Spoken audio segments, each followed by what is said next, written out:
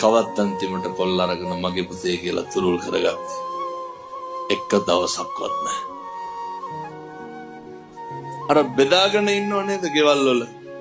නේ තාත්තා සැරට ඉන්නව අම්මා බුර්ලට ඉන්න. අනේ කවුද ඔය කියන්නේ?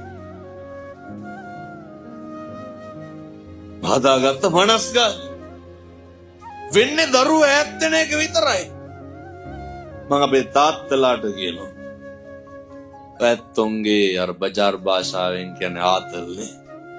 පැත්තන්ගේ ආතල් හින්දා දරුවෝ නැති කරන්න එපා. ඒ මොකද්ද?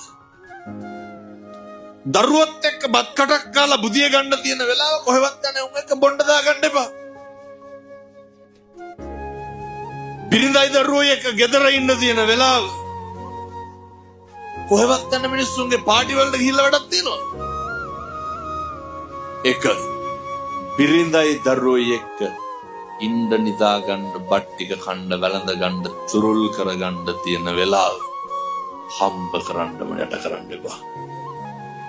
මේවා නම් පුරුදු වෙන්න වෙනවා පින්නතුනේ. මේවා පුරුදු වෙන්නේ නැතුව නේ කටින සිවුර කිල්ලක් වැඩක් තියෙනවා. මෙව්ව ගෙදරක නැත්තම් චෛත්‍ය ගෙඩි පිටින් කිල්ලක් වැඩක් තියෙනවා. මේවා තියෙන්න ඕන පින්නතුනේ.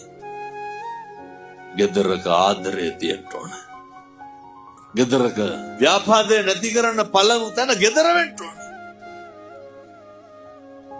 වෛරය, ක්‍රෝධය, ද්වේෂය පටන් ගන්න ගෙදරින්. ඒක එතනින් නැති කරන්න පුරුදු වෙන්න ඕන. ඒ නිසා කාලෙකින් හම්බෙච්ච මනුස්සාත්භාවය තුරු කුලප්පුව නවත්ත ගන්න.